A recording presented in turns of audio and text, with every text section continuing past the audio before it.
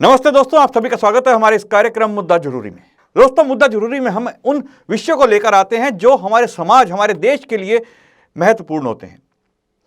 आज हम एक ऐसा ही मुद्दा लेकर आए हैं। बीते दिनों संक्रांति के अवसर पर एक ऐसी घटना घटी जिसने झंझोड़ कर रख दिया। दरअसल हुआ ये कि आंध्र प्रदेश के चित्तूर क्षेत्र में एक मंदिर में एक कार्यक्रम के दौरान वहां पर जानवरों की बलि दी जा रही थी। जब वहां पर एक बकरे की बलि दी जानी थी तो एक व्यक्ति ने बकरे का सिर पकड़ा और वहां पर एक दूसरे व्यक्ति ने बकरे की बलि देने की बजाय उस व्यक्ति की गर्दन काट दी। अब यह सवाल यह उठता है कि वहां व्यक्ति की गर्दन तो काटी गई, आज हमारे देश में मंदिरों में बलि दी जाती है। ये एक ऐसा सत्य सामने आया कि इस बलि के नाम पर कत्ल किए जाते हैं जानवरों के, और इसी के चलते एक मनुष्य का भी हत्या हो गई। ये एक ऐसी प्रथा है जो ना जाने कब से हमारे समाज में एक नासूर की तरह फैली हुई है, जिसके चलते पूरी दुनिया में हिंदू सनातन धर्म कई मायनों में बदनाम होता आ रहा है। भले ही लोग बलि को आस्था का नाम दे दें, लेकिन ये कहीं भी हमारे ग्रंथों में नहीं कहा गया, वेदों में कहीं बलि का उल्लेख नहीं दिया गया। मुद्दा जरूरी में आप सभी का स्वागत है। आज हमारे साथ मौजूद हैं जाने माने कार्यकर्ता श्री शिवा शास्त्री जी, और उनके साथ मौजूद हैं उत्तर प्रदेश से हमारे साथ अनुभव आर्य जी। आप दोनों ही मेहमानों का इस कार्यक्रम में बहुत बहुत स्वागत है। सबसे पहले शिवा जी, एक मंदिर में बलि के दौरान एक हादसा हुआ, एक व्यक्ति की जान चली गई। सबसे पहली बात, जान चली गई एक बहुत ही खेदपूर्ण बात है, लेकिन वहां पर जानवरों की बलि दी जा रही थी, वहां बकरों की बलि दी जा रही थी। आज के सभ्य समाज के अंदर ये जो मंदिरों के अंदर बलि दिया जाना कहां तक उचित है? क्या ये इसको जो आस्था का नाम दे दिया जाता है, आपको लगता है ये ठीक है? नमस्ते अमित जी, और सभी साथियों को भी नमस्ते, दर्शकों को भी नमस्ते। पहला तो ये बलि देना किसी भी एंगल से उचित नहीं है, ये पूरी तरह से अनुचित कार्य है। और सनातन आर्य या वैदिक या मैं कहूँ हिंदू ग्रंथों में इसका नाम मात्र भी कहीं 1% भी उल्लेख नहीं है।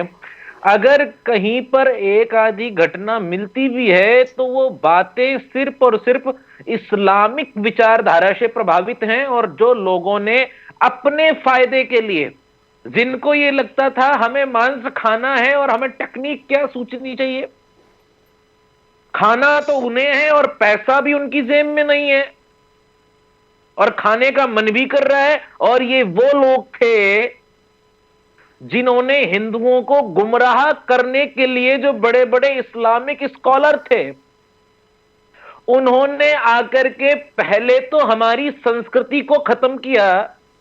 हमारी संस्कृति वो है, हम नंगे पैर इस कारण से चलते हैं कहीं गलती से भी पैर से चींटी ना मर जाए। हम गलती से, हमारे सन्यासी इस कारण से कटी वस्त्र आदि धारण करते हैं कि कहीं गलती से भी इन चीजों को बनाने में जीव हत्या ना हो जाए। उस सनातन संस्कृति के मानने वाले हिंदू मंदिरों में कहां से बलि प्रथा आ गई?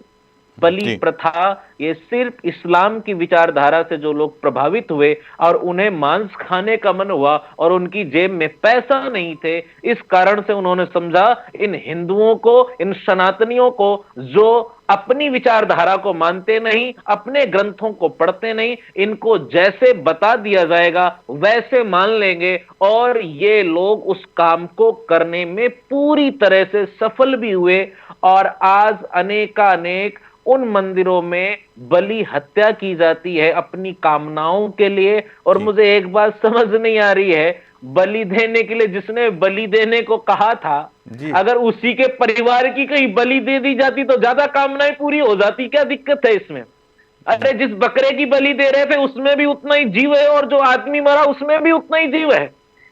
अब आदमी के मरने पे उसकी बलि दे दी गई तो शोर क्यों मच रहा है, दर्द क्यों हो रहा है? अरे उतना ही दर्द तो उस बेचारे बकरे को भी होता है। आज इनको एक बात समझ आ गई कि कटने में मजा क्या आता हो, कटने में दर्द कितना होता होगा। ये बात उन बेजुबान जीव तो बयां नहीं कर सकते हैं, अब उनका परिवार जरूर बयां कर रहे हैं। इसका खेद जरूर है हमें कि उसकी बलि दे दी गई, लेकिन एक एहसास भी जरूर हुआ होगा इन परिवारों को कि जब जरा सी उंगली तक कटती तो कितना दर्द होता है, और बेजुबान जीवों की गर्दन कटती होगी तो उन्हें कितना दर्द होता होगा। जी बिल्कुल अनुभव जी।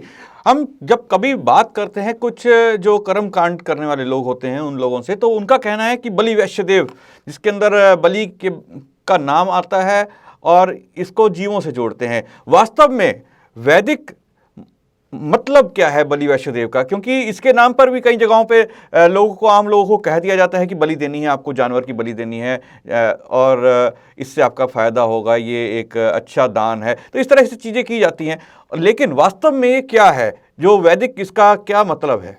अमित जी, आप बहुत बहुत धन्यवाद इस विषय को उठाने के लिए, जिसकी बहुत आवश्यकता समाज में है। मैं अपने उत्तर प्रदेश में जब देखता हूँ, संभवतः आधे से ज्यादा उत्तर प्रदेश में मकर संक्रांति वाले दिन गुड़ और तिल का एक बकरा बनाया जाता है, जिसको छोटे से बच्चे से कटवाया जाता है, और जिसका मूर्त रूप यदि देखा जाए तो मंदिरों में, अभी जो चित्तौड़ की घटना थी वहां स्पष्ट दिखाई दिया कि बकरे के बलि वहां पर की जा रही जी। एक नशे में धुत व्यक्ति ने तो बकरे को न काटकर जो व्यक्ति बकरे को पकड़ा था उस व्यक्ति को ही समाप्त कर दिया। जी।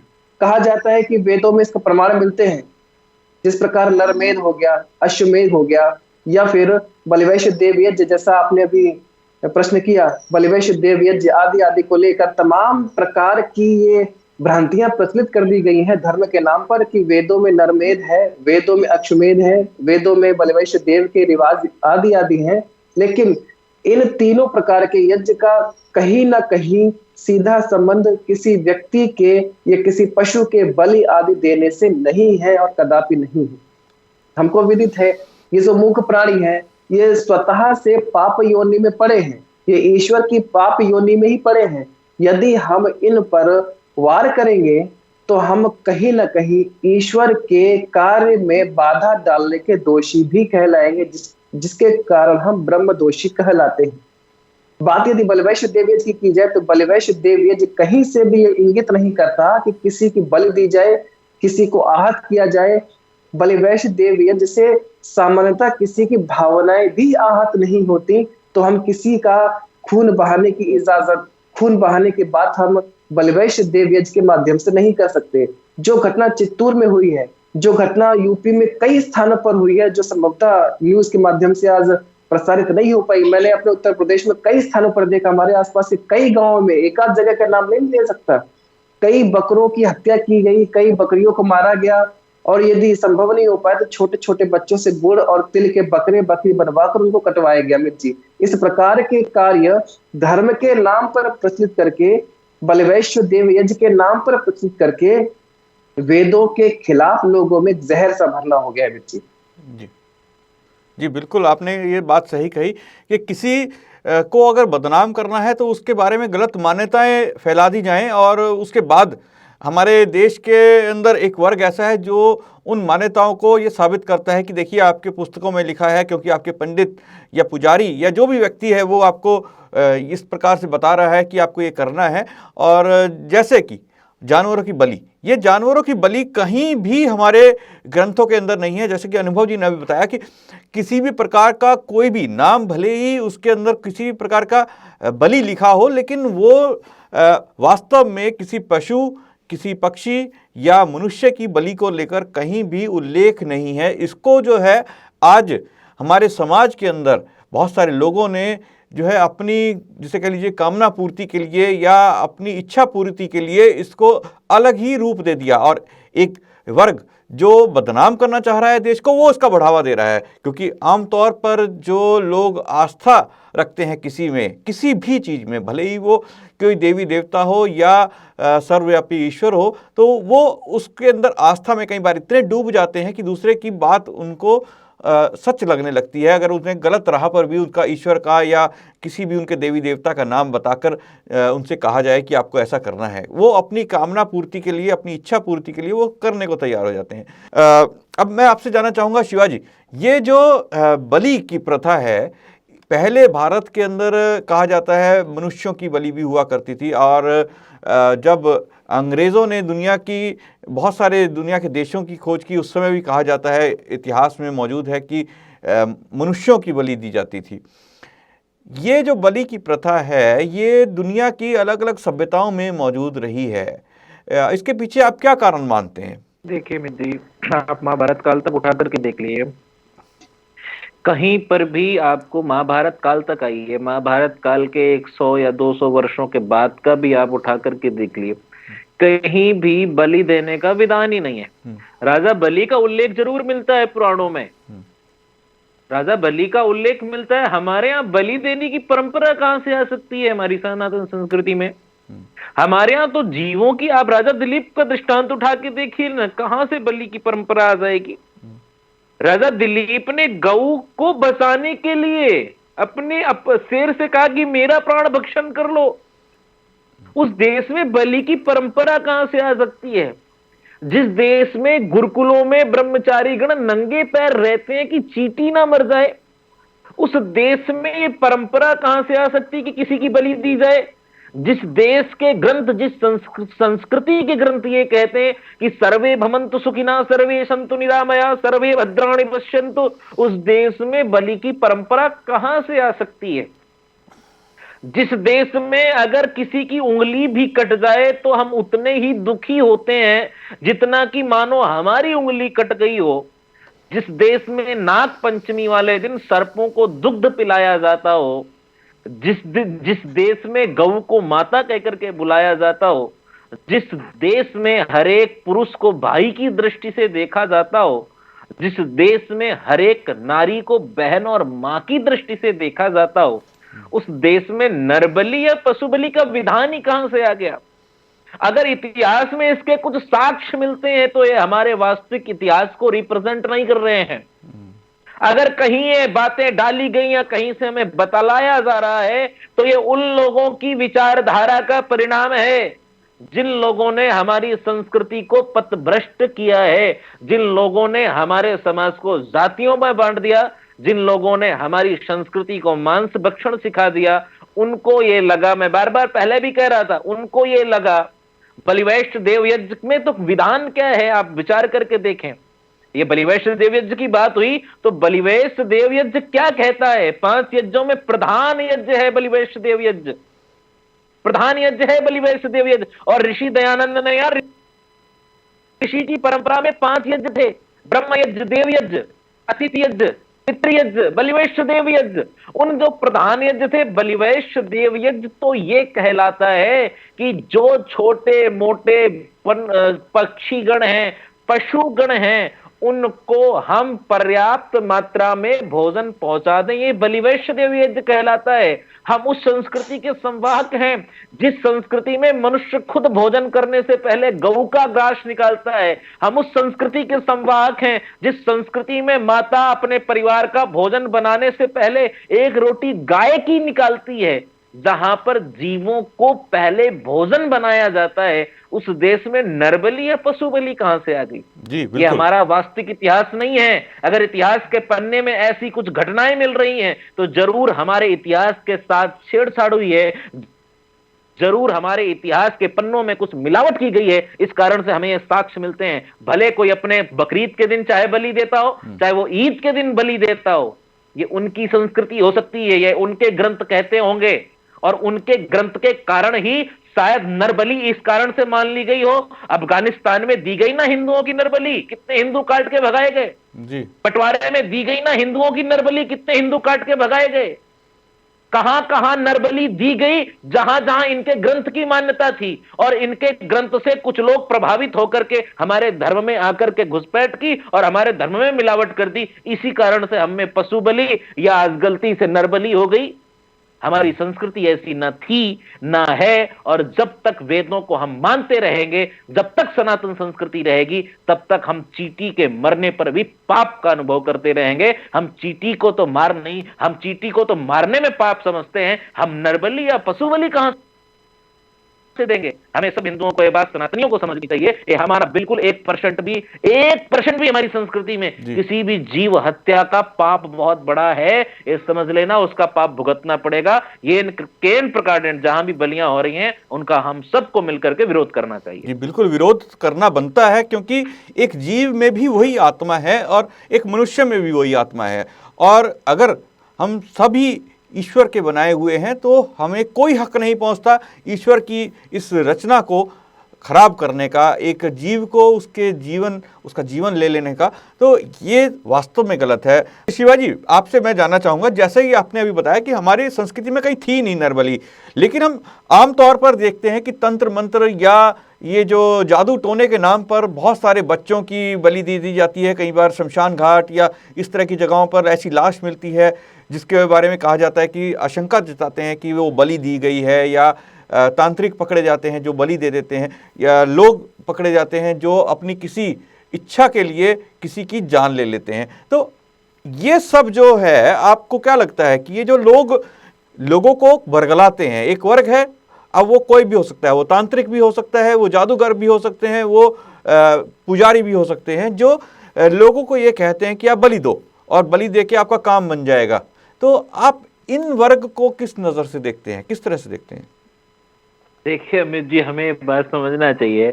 आज हिंदू संस्कृति के वो लोग जो ये मानते हैं कि भगवान राम सबसे बलशाली थे, भगवान राम इतने बड़े योद्धा थे, आज हिंदू संस्कृति के लोगों को समझना चाहिए, जिनको मानते हैं भगवान कृष्ण इतने महान और बलवान थे, आज उन लोगों को यह बात समझना चाहिए जो ये मानते हैं कि पवन पुत्र हनुमान इतने महान और बलवान थे।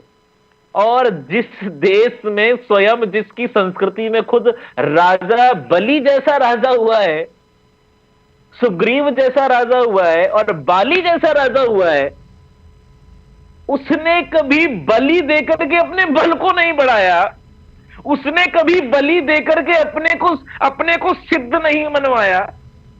तो उसकी संस्कृति के मानने वाले लोग, आपको एक बात समझ नहीं आती है, जब तुम्हारे आराध्य इतने जिनको तुम भगवान मानते हो, आज जो भगवान है हमारे आराध्य हैं, हमारे महापुरुष हैं, हम जिनकी पूजा कर रहे हैं, उन्होंने अपनी शक्ति बढ़ाने के लिए, मैं तर्क दे रहा हूं, उन्होंने अपनी शक्ति को बढ़ाने के लिए, उन्होंने अपने पराक्रम को बढ़ाने के लिए, उन्होंने अपने बल को बढ़ाने के लिए आज तक कोई बलि नहीं दी। इतिहास उठा के देख लो, रामायण में, महाभारत में, कहीं पर भी देख लो आप, उन्होंने अपने बल को बढ़ाने के लिए कोई बलि नहीं दी, अपितु इसके विपरीत उन्होंने इन बेजुबान जीवों की रक्षा के लिए अपने प्राणों तक को दांव में लगा दिया। चाहे आप अर्जुन की घटना से सुने, जब राजा विराट की सारी गौओं को कौरवों ने चुरा लिया था, तब अकेले अर्जुन ने खुद राजा विराट के पुत्र के सेनापति बनकर के जाकर के कौरवों से सामना किया था। आप किस घटना से प्रभावित नहीं होते, मैं एक बात समझ नहीं आती। हिंदू पता नहीं, सनातनी पता नहीं किस बात से, किस चीज से प्रभावित हो गया। अगर वो मांस खाना है तो बलि के नाम पे क्यों खा रहा है? पहली बात तो खाना नहीं चाहिए। अगर वो बलि के नाम पर मांस खा रहा है तो ये बात समझ ले, पहली बात तो अपने मंदिर को अपवित्र कर रहा है। जी बिल्कुल। और जिस पुजारी या तांत्रिक के माध्यम से वो मांस पशु की बलि दे रहा है, तो ये समझ लें कि वो अपना अपमान नहीं कर रहा है, एक जीव हत्या का पाप अपने सर पे लाद रहा है।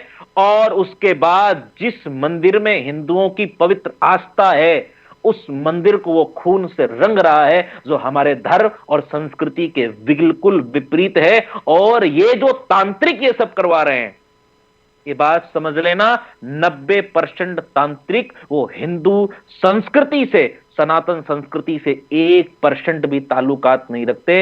ये भी उन जिहादियों की एक मानसिकता का परिणाम है कि हिंदू संस्कृति के बीच में घुस करके हमारे मंदिरों को, हमारे तीर्थ स्थलों को बलि के नाम से अपवित्र किया जा रहा है, खून से रंगा जा रहा है। अगर जिसने बलि का विधान किया, और आज भी उत्तर प्रदेश नहीं पूरे भारत में जो तांत्रिक बलि का बढ़ावा दे रहे हैं, अगर उनकी ठीक प्रकार से जांच करवाई जाए तो 90% हिंदू धर्म के नहीं मिलेंगे, सनातन धर्म के नहीं मिलेंगे, कहीं ना कहीं उनका डीएनए किसी और ही रिलीजियस से बिलोंग करता होगा। आप मेरी बात को समझने का प्रयास करना, वो हिंदू सन्यासी नहीं हो सकता। हिंदू सन्यासी रावण ने भी सिद्धि की, रावण भी इतना बड़ा विद्वान हुआ, रावण भी वेदों का ज्ञाता हुआ, भले वो हमारी प्रवृत्तियों से नहीं मिलता था, लेकिन उसने एक भी जीव हत्या नहीं की। विचार करके देख लेना, अगर हमारे यहां कोई बहुत महान विद्वान होकर के भी अगर हमारी विचारधारा वेदों की विचारधारा से नहीं मिला है, तो उसके कभी भी उसकी पूजा पद्धति में कभी भी कोई बलि का विधान नहीं हुआ। ये हमारे शास्त्र और ग्रंथ इस बात की प्रामाणिकता देते हैं। जी बिल्कुल, आपने सही कहा, लेकिन सबसे बड़ा सवाल तो ये उठता है कि आज हमारे समाज को वेदों की विचारधारा से दूर रखा गया। भले ही महर्षि दयानंद ने लोगों के लिए वेद उपलब्ध कराए, लोगों को बताया कि वेद को पढ़ना पढ़ाना सभी को जरूरी है, सबको पढ़ना चाहिए, लेकिन आज भी हम देखते हैं कि बहुत बड़ी जनसंख्या हमारे देश की ऐसी है जिसने वेदों को पढ़ाई क्या देखा भी नहीं है और अपने ग्रंथों को देखा भी नहीं है। हाँ, टेलीविज़न के माध्यम से उन्होंने रामायण देख ली, महाभारत देख ली या अन्य कोई चीज़ें देख ली जिसके अंदर इन हमारे जो देवी देवता या जिसे कह लीजिए आराध्य है रामचंद्र जी या कृष्ण जी को जो है वो इस तरह से दिखाया गया कि वो कोई चमत्कारी पुरुष थे, उन्होंने चमत्कार किए या फिर चमत्कार होते हैं हमारे ग्रंथों में। इस तरह की चीज़ें टेलीविज़न पे देखी, पढ़ी उन्होंने भी नहीं है। हमारे देश की बहुत सारी जनता ऐसी है जिसने इन ग्रंथों को पढ़ा ही नहीं है। आज आवश्यकता तो ये है कि हम लोग अपने धर्म को समझें, अपने विचारधारा को समझें। आखिर हिंदू सनातन धर्म की विचारधारा क्या है, उसके लिए क्या आवश्यकता है कि हम इन ग्रंथों को पढ़ें। अनुभव जी, आपसे जानना चाहेंगे, ये जो आज हम बात कर रहे हैं पूरी के पूरे कार्यक्रम के अंदर बलि की बात हो रही है कि जानवरों की बलि, पशुओं की बलि दे दी जाती है या कहीं अंधविश्वास के नाम पर मनुष्यों की भी बलि दे दी जाती है, बच्चों की बलि दे दी जाती है। शिवाजी का कहना है कि आज लोगों को जानकारी होनी चाहिए, लेकिन जानकारी का तो पूरे देश में अभाव है। बहुत सारी जनता आज भी हमारे देश के अंदर पढ़ी लिखी नहीं है, लेकिन उनको जो पढ़ाने वाले लोग हैं, उन्हें जो बताने वाले लोग हैं, या तो वो कथावाचकों से सुनते हैं या पुजारी से सुनते हैं। उन्होंने ना तो वेद देखे हैं, ना उन्होंने ग्रंथों को देखा है। टेलीविज़न या आज कह लें यूट्यूब वगैरह के माध्यम से वो उन चीज़ों को केवल देख सकते हैं, उन सीरियल्स को देख सकते हैं। आपको क्या लगता है ये सब चीज़ें भी एक कारण है हमारे इस समाज के अंदर जो बुराइयां बढ़ती चली जा रही हैं, इस प्रकार के अंधविश्वास बढ़ते चले जा रहे हैं? अमित जी, यहाँ उत्तर प्रदेश में और बिहार में जब भट्टा बनता है, भट्टा ईंटों को पकाने वाला जी, तो उसकी शुरुआत एक तांत्रिक आता है, अपनी विद्या करता है और एक नर को उसमें डाला जाता है, अर्थात एक नर बलि दे दी जाती है। और ये बहुत जोरों पर आज भी प्रचलित है धर्म के नाम पर। कई जगह हमने देखा कि यज्ञ का विधान हुआ, वहां पर एक बकरे के सर के रूप में, एक कलश के रूप में वहां पर एक सूखे गोले को रखा जाता है। हमने कई बार पूछा, किसी विद्वानों से पूछा, इसका विधान क्या है, इसको सामग्री में डालना चाहिए? तो लोगों ने कहा ये कटे हुए बकरे के धड़ के समान इसमें प्रचलित किया जाता है। धर्म के नाम पर बलि देने का रिवाज लगातार बढ़ता जा रहा है और जो घटना अभी जिसका जिक्र इस कार्यक्रम में किया जा रहा है वो भी धर्म के नाम पर दी जा रही है। यदि हम तर्क शक्ति करें, यदि हम वेद की बात की सार्थकता को समाज तक सिद्ध करके दिखाएं कि भैया वेद में बलि रिवाज नहीं है, वेद में बलि प्रथा नहीं है, तो उन लोगों का है जो लोग हम पर राज्य करना चाहते हैं, ये तो उनका है जो हमारा नाश करना चाहते हैं। हमारी सभ्यता, हमारे समाज, हमारे संस्कार किसी के रक्त बहाने की इजाजत नहीं देते। हम किसी को अपने मन से, अपने वचन से, अपने कर्म से किसी को आहत नहीं करते, तो हम बलि की प्रथा का समर्थन या गवाही हम लोग नहीं दे सकते। जिस प्रकार के धर्म के नाम पर इस प्रकार के कुकृत्य जो लोग करा रहे हैं, जिनको हम पोप की संज्ञा देते हैं, इस प्रकार को उनको रोकना चाहिए और जो वेद विरुद्ध क्रियाएं हैं उनको धर्म से निकाल फेंकना चाहिए और तर्क शक्ति के माध्यम से सत्य को स्थापित करना चाहिए। अमित जी, जी बिल्कुल, आपने सही कहा। लोग को ये चीज़ समझनी होगी कि कई बार उनको अपने लालच के लिए जो उनको ये कहते हैं कि बलि दीजिए या देनी है, और अब तो हम ये भी देखते हैं कि जैसा आपने बताया कि नारियल के रूप में जो है यज्ञ के अंदर आहुति दी जाती है। कहानियाँ इस तरह की प्रचलित भी कर दी गई, लोगों ने इस तरह की घटनाएं भी सामने आई कि कहीं मंदिरों में किसी ने अपनी जुबान काट दी, किसी ने अपना गला काटने का प्रयास किया। आस्था के अंदर लोग ये कहते हैं कि जो देवी को प्रसन्न करने के लिए श्रीफल यानी नारियल का दान कीजिए जो कि आपके सिर के जैसा होगा। इस तरह की बहुत सारी चीज़ें कही जाती हैं और वहाँ पर दान आदि के नाम पर ये सब कराया जाता है। तो ये सब चीज़ें जो वर्ग करवा रहा है उसको देखना होगा। अब ये जो घटना घटी इसमें जिस व्यक्ति ने उस बकरे की गर्दन पकड़ी वो भी उसी वर्ग से था या नहीं, ये तो एक सवाल है। लेकिन जो ये परिवार, ये जो व्यक्ति वो बलि करवा रहा था, उसके सामने एक नर बलि हो गई। लोगों ने मंदिर के अंदर जानवरों को काटा, मंदिर को भी अपवित्र किया। वेदों में कहीं भी कहा नहीं जाता कि बलि दीजिए। तो ये सब चीज़ें अगर हम पूरी सब चीज़ को देखें, इसका कहीं से भी तालमेल हमारे संस्कृति से नहीं मिलता, हमारे ग्रंथों में नहीं मिलता, वेदों में नहीं मिलता। तो ये सब बुराई हमारे समाज में से खत्म होनी ही चाहिए और इसके ऊपर चर्चा होनी चाहिए। इस कार्यक्रम का मुख्य उद्देश्य ये है कि हम सबको चर्चा करनी है इस विषय में। हम सबको, अगर कोई हमारे सामने कोई इस तरह की बात कर रहा है कि आप प्रतीकात्मक रूप से भी बलि दीजिए, तो वो भी गलत है, उसका विरोध किया जाना चाहिए। अगर हम प्रतीकात्मक रूप से भी किसी चीज़ को बलि के नाम पर हम करते हैं तो आगे जाकर हो सकता है कि उसको देखने वाला व्यक्ति किसी तांत्रिक या जादूगर या इस प्रकार से किसी पाखंडी के बहकावे में आ जाए और किसी व्यक्ति या किसी पशु की जान का ले। ये सब चीज़ें हमें शुरू ही नहीं करनी, हमें शुरू होते ही समाप्त करनी है। शिवा शास्त्री जी और अनुभव जी, आप हमारे साथ जुड़े और आपने हमारे दर्शकों को जो अपनी राय दी, अपनी जानकारी दी, उसके लिए आपका बहुत बहुत धन्यवाद इस कार्यक्रम में जुड़ने के लिए। दोस्तों, मुझे दीजिए आज्ञा, कल फिर मुलाकात होगी एक नए विषय के साथ। नमस्ते।